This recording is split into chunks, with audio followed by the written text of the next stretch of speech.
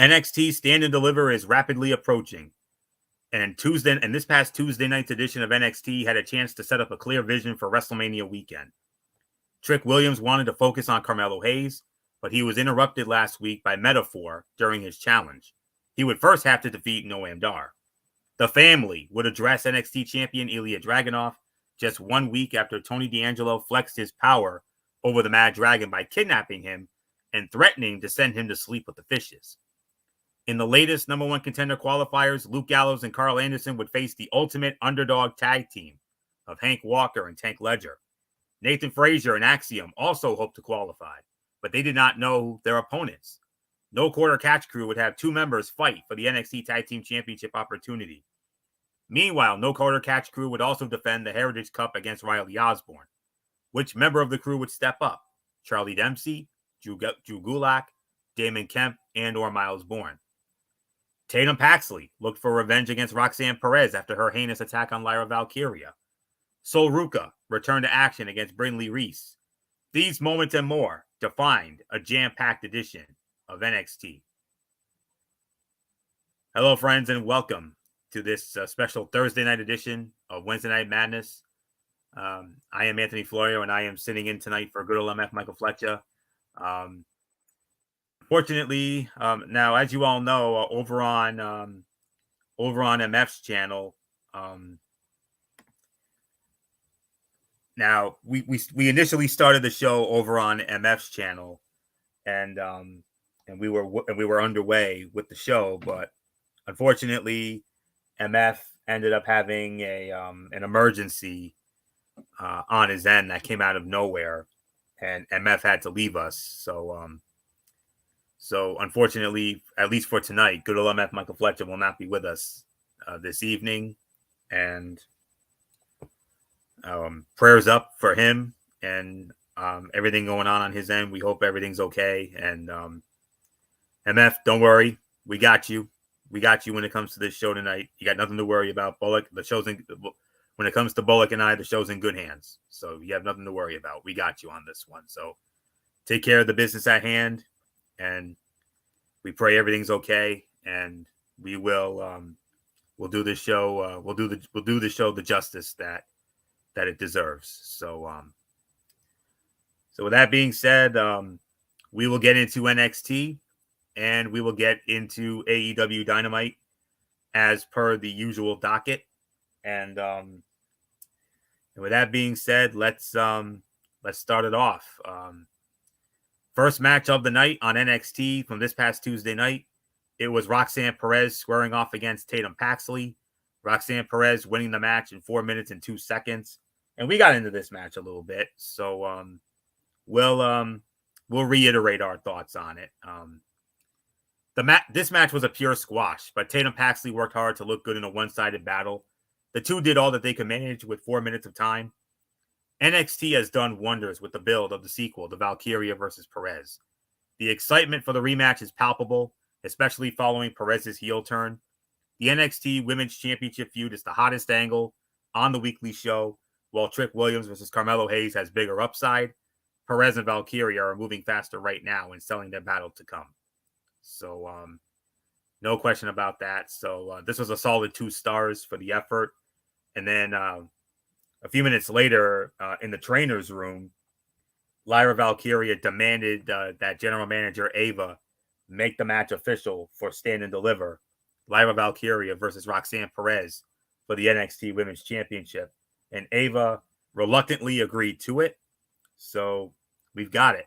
It will be Lyra Valkyria defending the NXT Women's Championship against Roxanne Perez at Stand and Deliver. So, solid 2 stars for this. So, Phenom, Michael Bullock, Mr. NXT, Roxanne Perez, Lyra Valkyria, NXT Women's Championship. The match we wanted, we're getting it.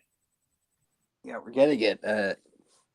I'll give this a solid 2 stars here. I mean, it was a squash, but Tatum Paxley did. I mean, she fought as hard as she could, but at the end of the day, I mean, you knew Perez was going over.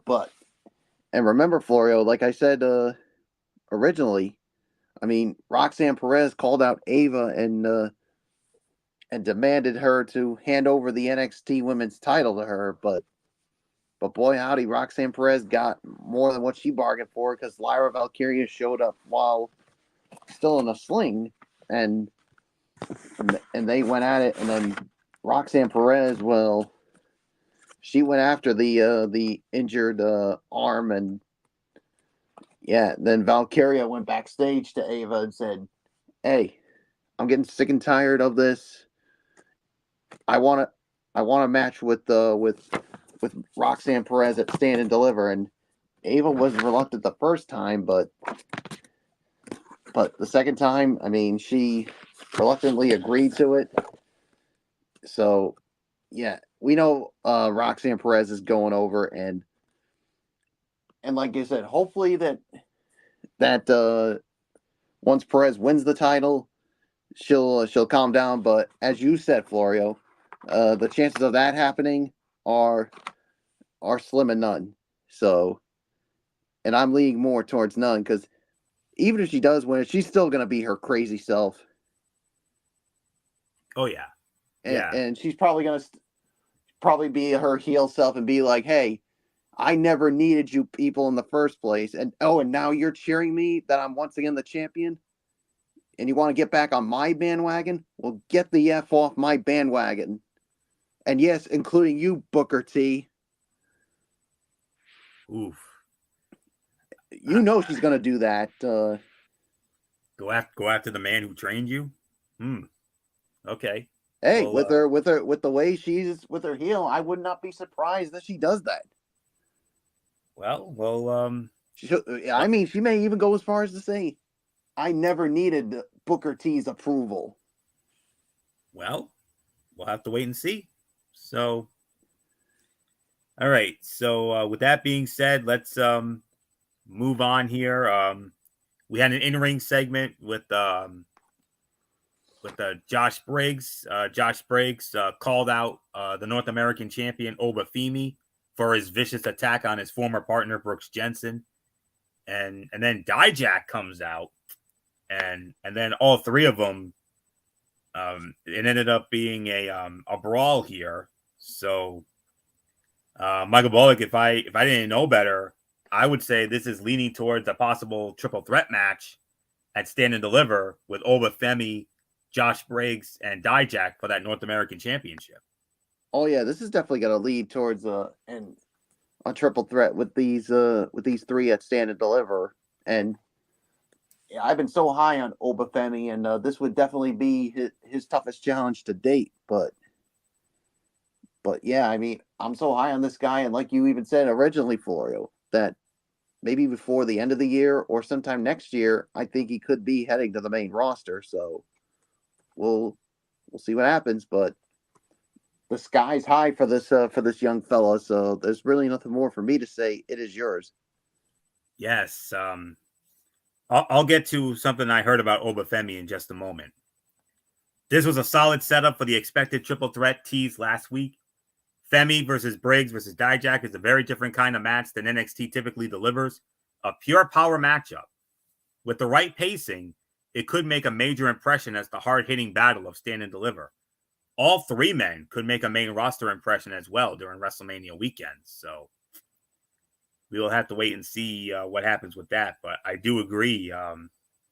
It's definitely leaning towards a triple threat. And well, and you know, once they make it official, it will be a man fight. There's no doubt about that. So we move on to our next matchup here. The second of three qualifying matches for that triple threat match, that triple threat number one contenders match that's scheduled to take place on the April 2nd edition of NXT, which is of course the go home show for the Stand and Deliver show.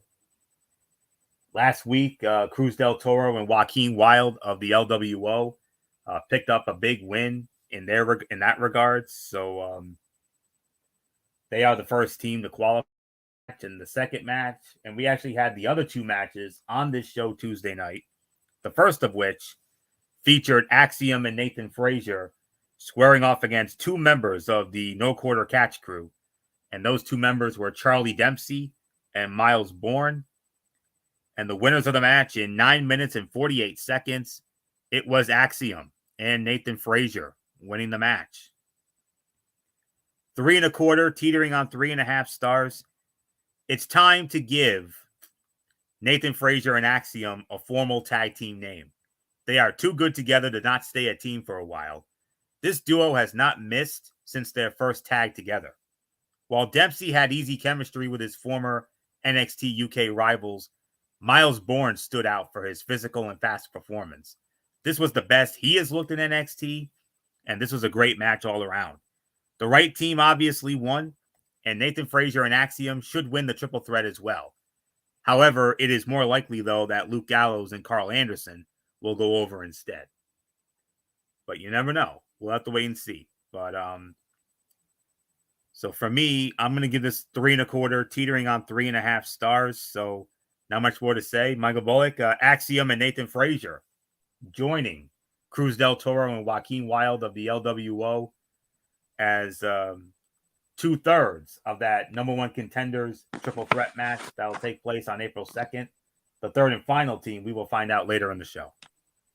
Yeah, I'm gonna give this about 3.25 on this one. I mean, yeah, I've been so impressed with Axiom and Nathan Frazier. I mean, they've been so good since they've been a tag team.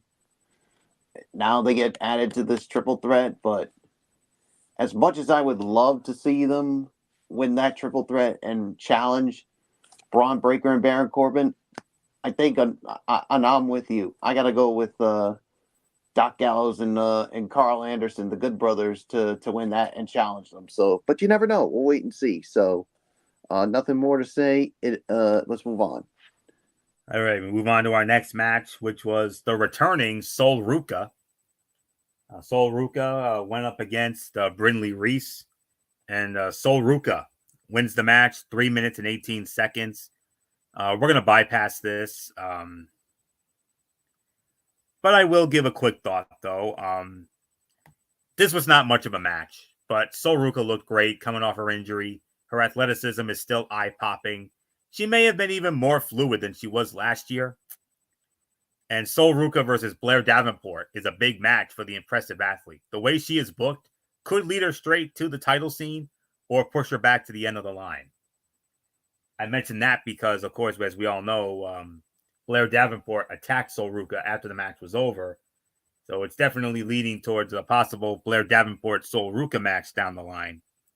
Maybe at Stand and Deliver. But if it is at Stand and Deliver, I could see that being the kickoff show match. I really could. So we'll just have to wait and see on that. So that was about a 1-star effort. So, and then we had the other in-ring segment, Tony D'Angelo, the family. Tony D'Angelo, of course, with Channing Stacks Lorenzo, Luca Crucifino, and Adriana Rizzo. And he called out Ilya Dragunov. We're gonna bypass this one as well, because unfortunately it was too corny. While the Don has gotten far with his mafia boss gimmick so far, he walks a fine line between serious and silly. It was hard to buy him here as a real challenge to Dragunov. He is leaning heel in the build to Stand and Deliver, throwing obstacles in the way of the Mad Dragon, making it to the title match healthy. And this is not as interesting as D'Angelo looking to prove himself after building so much goodwill in the last year. And next week on NXT, Ilya Dragunov will go one-on-one with Channing Stacks Lorenzo. So we'll see how that works out. So, but anyways, we move on to a matchup for the NXT Heritage Cup Championship. Now, as we all know, Charlie Dempsey of the No Quarter Catch Crew won the NXT Heritage Cup. And they basically invoked their version of the Freebird rule, if you will. For those of you who may not know, the Freebird rule is if the championship happens to be within a stable of at least 3 or 4 guys, which in this case, No Quarter Catch Crew has 4 guys, any member of that stable could defend that title, even though Charlie Dempsey was the rightful winner of it. So Charlie Dempsey, and obviously with Charlie Dempsey being in action earlier, another member of No Catch Crew would have to step it up, and that ended up being the leader of the No Quarter Catch Crew, Drew Gulak. So it was Drew Gulak defending the NXT Heritage Cup Championship on behalf of the No Quarter Catch Crew against Riley Osborne of Chase U, Andre Chase, Duke Hudson, and Thea Hale in his corner. Riley Osborne. Now, here's the thing. No, we didn't have a winner in round one. But Riley Osborne did defeat Drew Gulak 2 minutes and 37 seconds. Well, actually, it was in the first round. My mistake. My notes are all over the place here. Riley Osborne pinned Drew Gulak 2 minutes and 37 seconds into round one to go up 1-0. Drew Gulak pinned Riley Osborne a minute 25 into the second round to tie it up at 1. And then nothing in round 3, and then 2 minutes and 14 seconds into round 4, the winner of the match, and still the NXT Heritage Cup champions, No Quarter Catch Crew, Drew Gulak, successfully defends the Heritage Cup on behalf of the No Quarter Catch Crew. So I'll give this about maybe 2.5, 2 3/4 of a star. This was a great showcase for the variety of athletic moves that Riley Osborne can do, but it was rushed and clunky by Drew Gulak's usual standard. Too much of the action looked heavily choreographed. The chemistry was not there, setting up a forgettable encounter where neither seemed comfortable with the round format. No Quarter Catch Crew needs to win some matches clean to establish actual dominance. This was another case where the group looked outmatched in a contest where Gulak should have been clearly favored. In other words, a really good match with a weak finish. So I'll give this about 2.5 to 2 3/4 of a star. So Michael Bullock, Drew Gulak successfully defending the Heritage Cup on behalf of the No Quarter Catch Crew against Riley Osborne. Yeah, I'm actually going to lower it, and I'm going to give this 2.25. I mean, because like you said, it was just that ending that was, let's just say, it was pretty weak. So, yeah, the No Quarter Catch Crew really needs some victories here. But, yeah, there's really nothing more for me to add on to it. So, it's yours, Florio. All right. So with that, we move on. And this was the third and final qualifying match for that tag team triple threat contender match. The Good Brothers, Doc Gallows and Carl Anderson, squaring off against Hank Walker and Tank Ledger. The Good Brothers win the match, 7 minutes and 55 seconds of television time. So Michael Bullock, no surprise about this outcome. So now we got our 3 teams for April 2nd, as it will be LWO versus Axiom and Nathan Frazier versus the Good Brothers.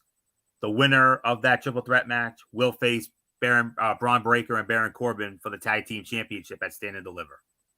Yeah, and I'll give this about maybe 2.5 for this one. I mean, but yeah, and the triple threat is all set up, but as I already said before, I think the Good Brothers are going over, and I think they're going to be the ones to challenge Breaker and Corbin at Stand and Deliver. So 2.5 stars. It's yours, Florio.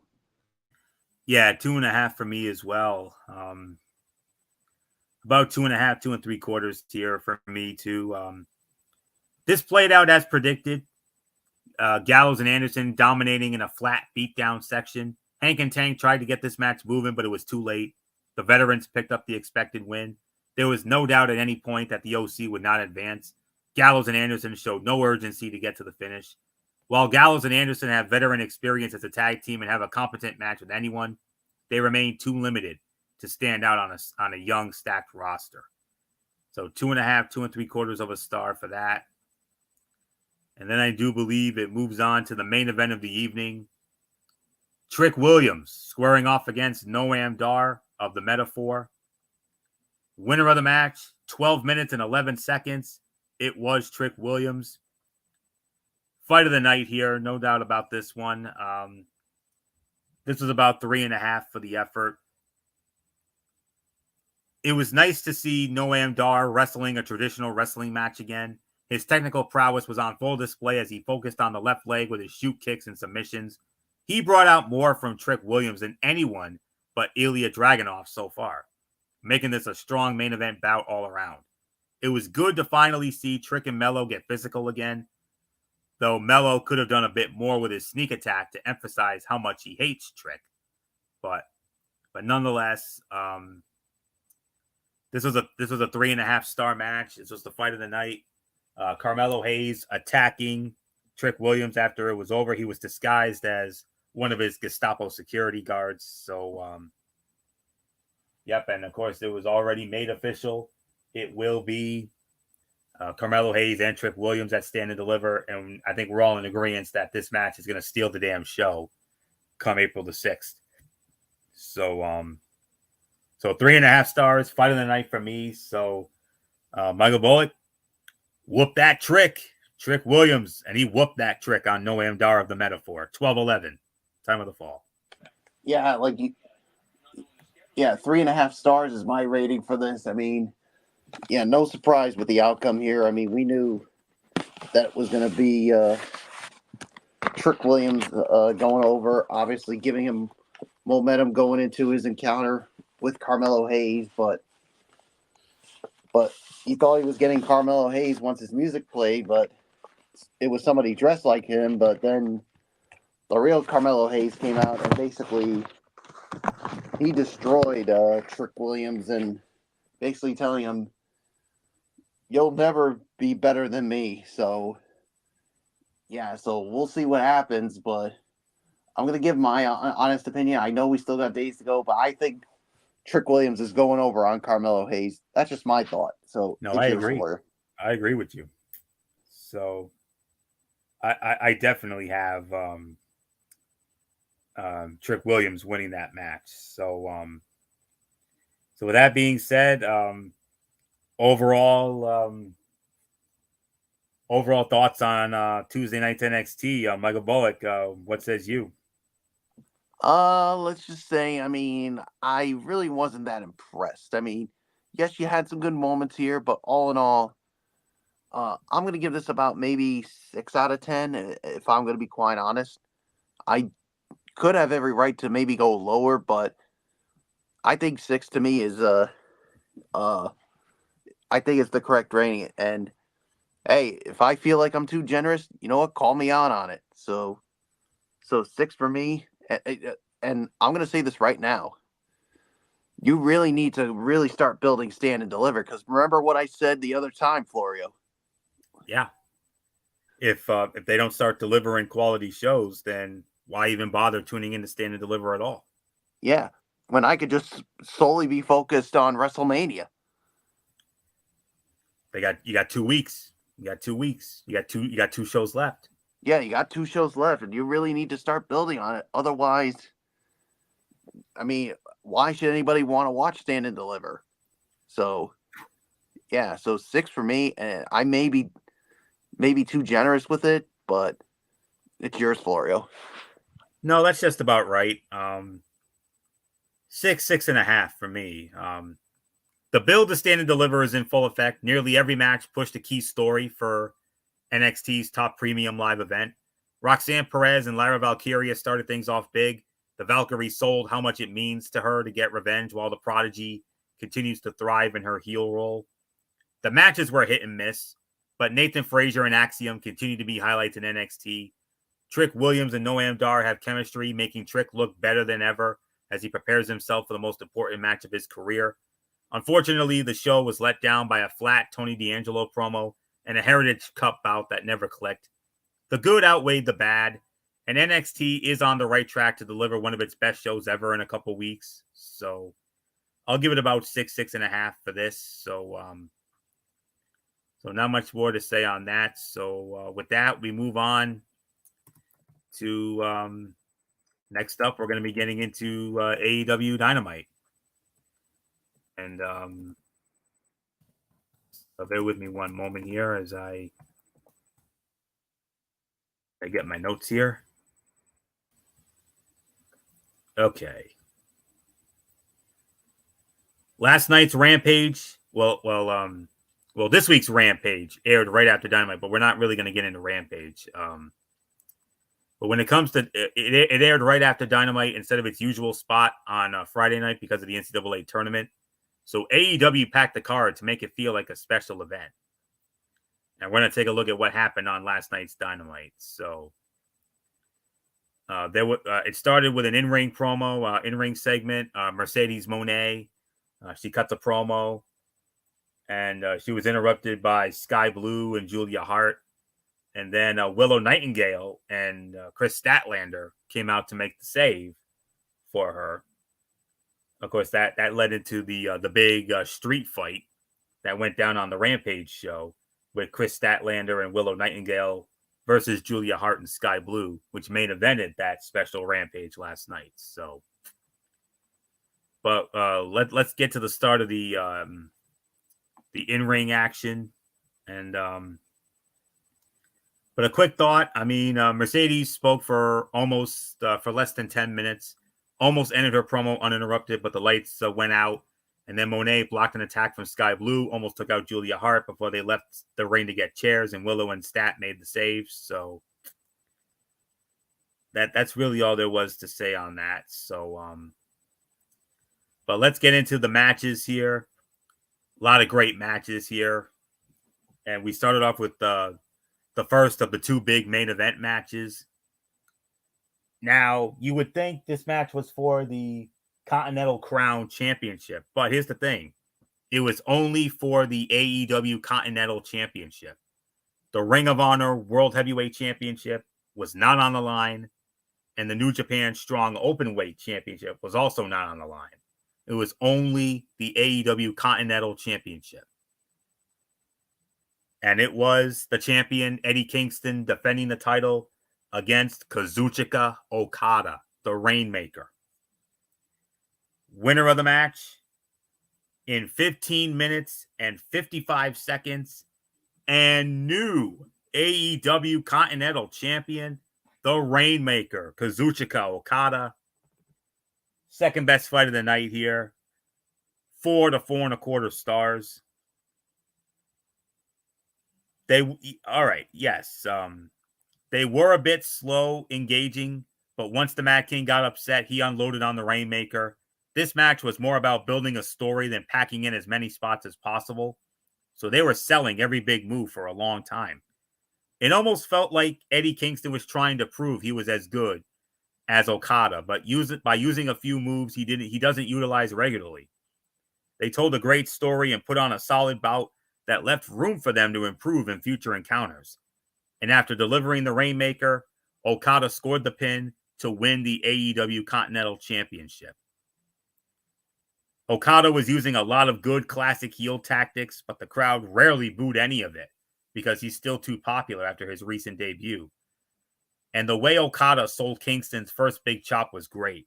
His chest was beat red after several more. But like I said, second best fight of the night here. 4 to 4.25 stars. Excellent match. One match I thought was better. I think we all know where we're going with that. So in the immortal words of good old MF Michael Fletcher and Gorilla Monsoon, history was made. Unprecedented crowning.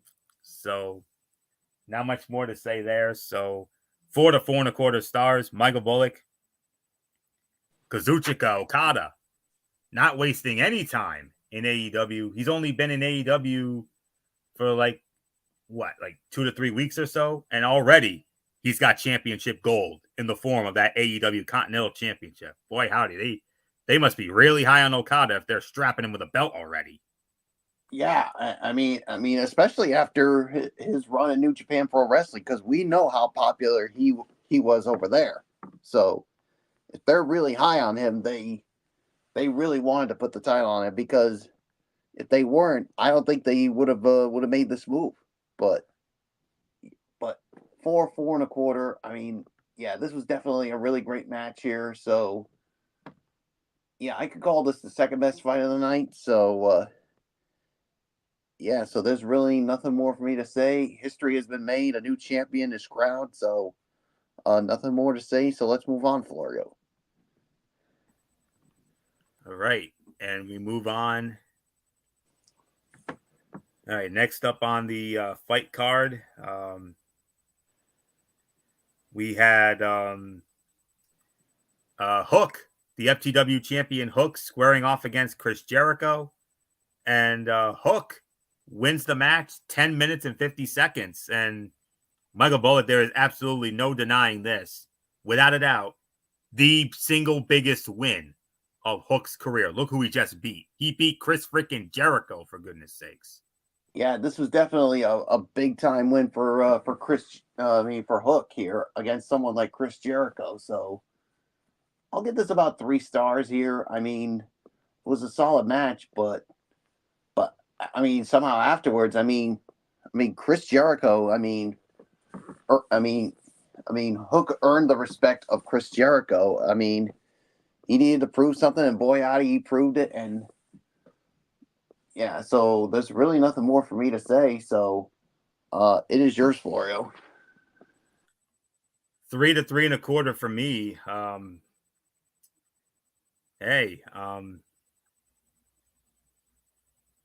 Except for a couple of rough moments, this was a decent performance. And Hook was not able to win with his Red Rum submission. He picked up a rare pinfall victory. I don't know if he's ever won a match by pinfall before, but he did. And this stemmed from, when they teamed up recently, Jericho decided to test himself against Hook. And like I said, except for a couple of rough moments, decent performance here. And without a doubt, the biggest win of Hook's young career. And anytime you beat a guy like Chris Jericho, who has made so much history everywhere he has gone, from his days in ECW to WCW, WWE, and Japan, and now in AEW. I mean, let's not forget Chris Jericho, the very first AEW World Heavyweight Champion. And you think of every accolade he's ever done. For Hook to get a win of this magnitude it's the biggest. It's far bigger than winning that FTW championship. I mean, you beat a guy like Chris Jericho, who is a certified Hall of Famer, if WWE ever decides to put him in. I mean, I think he honestly should have been in there already, considering everything he's done in the business.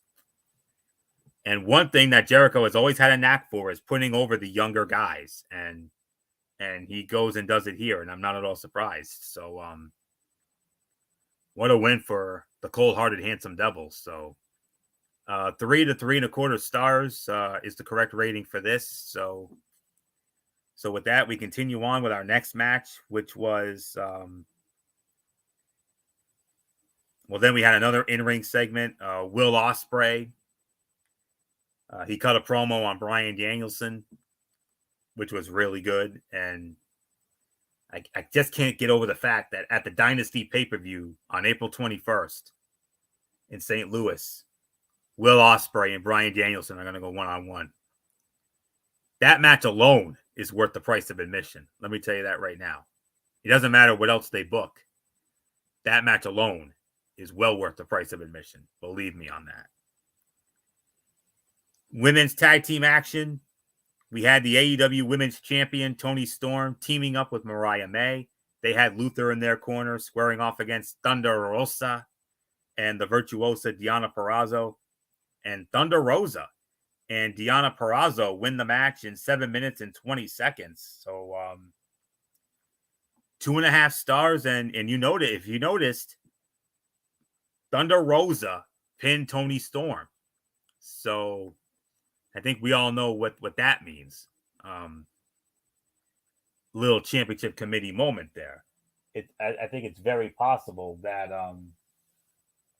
that Thunder Rosa is now going to be the next challenger for Toni Storm in that AEW Women's Championship. Maybe at the Dynasty pay-per-view next month. We'll see. But this bout had a steady pace and lots of action, but there were moments when selling a big spot should have taken a second or two longer. La Mira was able to steal a win for her team with a jackknife cover, but Deonna Purrazzo did not look happy about it. This match was fine, but it felt like it was missing something that could have made it memorable. 2.5 stars. That's my rating for it. So not much more to say. Michael Bullock, Deonna Purrazzo pinned the women. I mean, or should I say Thunder Rosa pinning the women's champion, Toni Storm. So if I didn't know better, I'd say that sounds like a championship committee moment to you. What says you? Yeah, anytime you pin the AEW Women's World Champion Toni Storm, that's definitely a championship committee moment. So, yeah, 2.5 stars for me. I mean, a solid match here, but I don't know if you noticed, Florio, but after the match, I mean, during the celebration, I mean, you saw the look on Deonna Purrazzo's face. I mentioned that. Yes, I mentioned Yeah. that Deonna did not look happy about it. She did not look happy because it's almost like, I know that look. Hey, I know that look. I saw that look. I saw that look. I've seen that look on Deonna's face before. That was the same look that she always had when she dominated TNA Impact. Yeah, I know that. And she felt like, hey, I didn't get a fair chance at the defeating Toni Storm, and now you're going to take that opportunity away from me. But here's, I don't know. I mean, was there a little chicanery in that match? Not that I know. No, I meant from the with Deonna Purrazzo and Toni Storm. Well, there might have been. I can't remember off the top of my head, but nonetheless. But if that was the case, then yeah, I mean, but at the end of the day, I mean, here's what I say, Deonna, you had your chance, so it's back of the line for you, and it's time for someone else to get an opportunity, and I think it's got to be Thunder Rosa after this victory here. So definitely. Yeah. So there's really nothing more for me to say. So, and like you said, with that look, Florio, could they really start a heel turn for Deonna Purrazzo? She's that damn good as a heel, man. Let me tell you. When if you, I know you don't follow Impact Wrestling as much as I do, but let me tell you, she was so much better as a heel, and I believe if they turn her heel, look out. That's all I'm gonna say. Look out. Yeah, well, we'll see what develops from this. So let's move on. Yeah, she is much more dangerous as a heel, and that's what got her over in TNA Impact, and that's why she dominated that Knockouts division for a good 2 to 3 years. Believe me. So, all right, it's not often we say this, but we had a cutout on Dynamite last night. Swerve Strickland with Prince Nana in his corner, as always, squaring off against the Butcher. One half of the Butcher and the Blade. It was the Butcher. And Swerve Strickland won the match 3 minutes and 25 seconds. We're not going to waste any time on it. So all it was Swerve issuing an open challenge.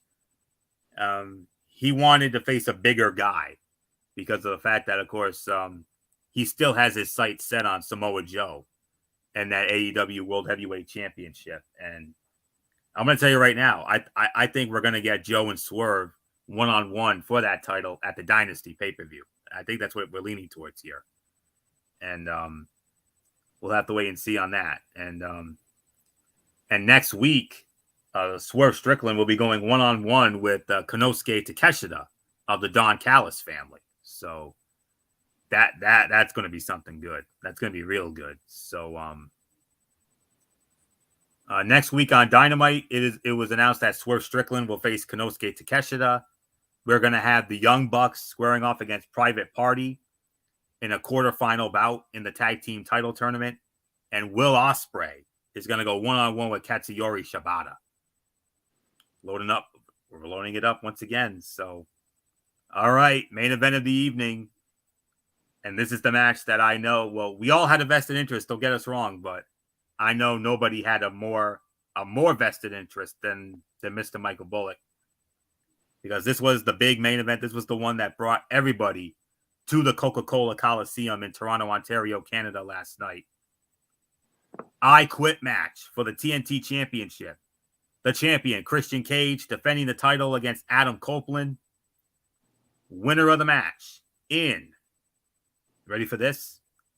25 minutes and 50 seconds. And new AEW TNT champion, Adam Copeland. He makes Christian Cage say, I quit. because he was about to hit Christian in the head with his spike, which was his version of Abyss's Janus in TNA. For those of you who remember that, I know I do. So there you have it.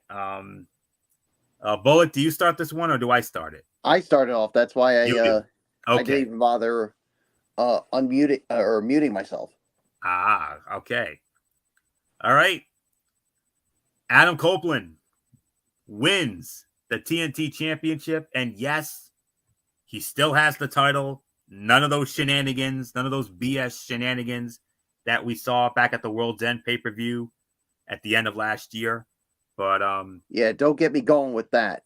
Adam Copeland is now the rightful, outright, undisputed TNT champion. He wins the title, defeating Christian Cage, 25 minutes and 50 seconds. And Michael Bullock, we're all happy, but I know nobody's more happier than you are. Yeah, but well, first off, Florio, I know they say he's now a 2-time TNT champion, but are we really going to count that first run, especially after? Me personally, no. I consider that an asterisk. Yeah, I'm with you on that one. I mean, I was originally thinking the same way, but I just wanted your opinion. That first reign is marked by an asterisk, but there's no asterisk on this one. He is now the outright undisputed champion, and it's about so time. as far as I'm concerned, and as far as Anthony Florio is concerned, this is his first official reign as TNT champion. Outright undisputed. Outright and undisputed. I'm not counting that first run. That has an asterisk as far as I'm concerned. Agreed. But man, I want to pull the trigger and give it a 5, but I can't. I gotta give it 4.5. I mean, and the reason why, so much overbooking in this match, because Christian Cage said he was going to go it alone, but did you really expect that to happen, Florio? Of course not. Yeah, because you had that Jezebel Sheena Wayne along with those two pricks, Nick Wayne and Killswitch, coming in and basically interfering, which is what was expected. But thank goodness for Daniel Garcia and Daddy Magic Matt Menard. Yeah, lo and behold, I never would have thought that we actually would praise Matt Menard, because I know in the past, Florio, you crapped all over him. Him and his partner, I was never a fan. I was never a fan of that Ever-Rise tag team in NXT or when they became 2.0 in AEW. But I gotta admit, Matt Menard has started to slowly win me over, especially with his commentary work as of late. Oh yeah, and they basically came to even the odds, and they basically had handcuffs and basically cuffed both Nick Wayne and Killswitch. And then Christian too. Well, yeah, Christian too, but they were gonna do it to Sheena Wayne as well, but she took the high road. She was like, "No mas, I'm done." Yeah, and then and Adam Copeland, while he had Christian Cage all tied up, he low blowed him not once, not twice, not 3, not 4, not 5, not 6, but 7 times. The man's a counter. You counted, didn't you? Yes, I counted it. It was 7 times, including with Spike.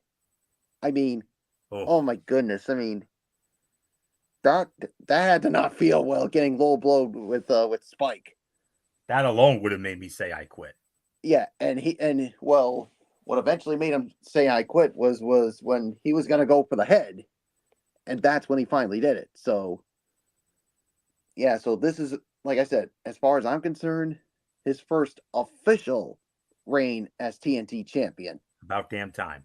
Yeah, it's about damn time. So 4.5 stars for me. Fight of the night. I want to give it 5, but all that overbooking I think took away from it. So it's yours, Florio.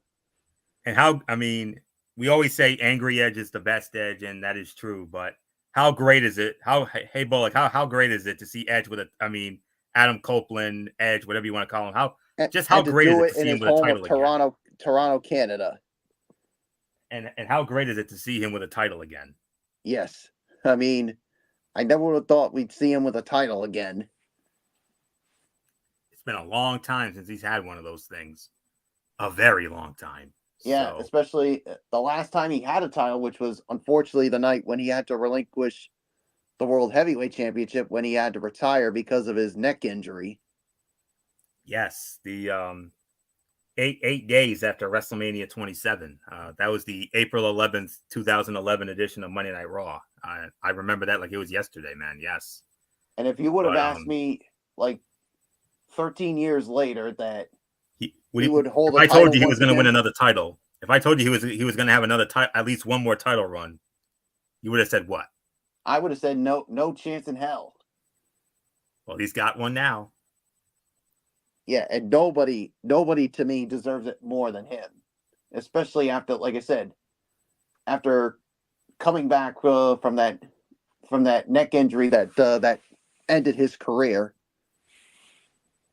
Yep, and that to me is the biggest and greatest miracle in the history of professional wrestling. And here's another thing too.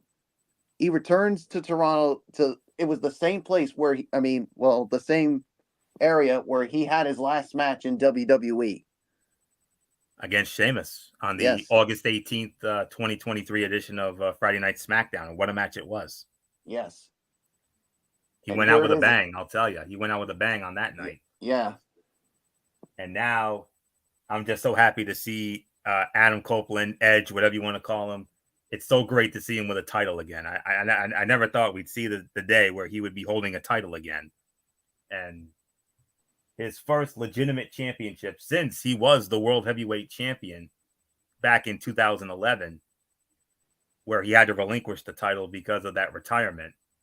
And let's be honest, this is one of the greatest, if not the greatest, comeback story in the history of professional wrestling. I mean, we thought he would never come back to wrestle. We thought he would never be physically cleared to wrestle again. But a good 8.5 or so years later, when he returned at the Royal Rumble in 2020 in Houston, I'm like, are you serious? And I couldn't believe it. I just can't believe it. And I thought Bryan Danielson. You remember when he was Daniel Bryan in WWE? He had that retirement promo, that grateful retirement promo, February of 2016 in his hometown of Seattle. We all thought he was done. And then 2 years later, he gets cleared to come back. Man alive, man. I'm telling you. And then the same thing for Paige Saraya. Career-ending injury. And then years later, she gets cleared to wrestle. And then she had a run with that AEW women's title. So, well, let's not forget another thing. I mean, Daniel Bryan did win the WWE Championship, even though it did lead to a heel turn. But a very entertaining heel turn. And the fun we had with that. Oh, did we have fun with that? Yeah, need we say more? Yeah. So, but anyways, 4.5 stars. I agree. I 100% agree with the rating. This was the fight of the night. Two Canadian legends met in the main event for an I Quit match for the TNT Championship when Adam Copeland and Christian Cage squared off. The crowd was hot before the bell even rang. Everyone knew this would not just be a standard singles bout, and the competitors did not disappoint. It took them less than 2 minutes to bring the fight into the crowd. They eventually made it back to the ringside area and began incorporating other things like ladders and various weapons. Blood was spilled, tables were broken, and bodies were bruised. To see two guys who debuted in the 90s still able to go this hard was a lot of fun. They only had the referee, Bryce Remsburg, asking if they quit sparingly into the microphone, so it never felt like the match gimmick was being overplayed. Shayna Wayne used the hockey stick to hit a low blow and give Christian the upper hand. Nick Wayne and Killswitch interfered to prevent Adam Copeland from winning, but Daniel Garcia and Daddy Magic Matt Menard came to help handcuff them to the ring. Cope retrieved Spike from under the ring. Cage finally quit to avoid being maimed. Hearing the crowd keep singing Adam Copeland's theme song was a very awesome and cool moment. And Bullock, how about the hockey fight? How about the two of them fighting in the penalty box with Adam Copeland wearing a Maple Leafs jersey and Christian wearing a jersey of your Boston Bruins? I mean, that was the moment Well, of the the match only for me. thing is, I wish Adam Copeland would have put some other jersey on than a Boston Bruins jersey on Christian Cage, because that man is not worthy of having a Bruins jersey on him. So that's He's my not, only gripe. and he's also not worthy of a New York Ranger jersey either. So I wish it would have been Montreal, honestly.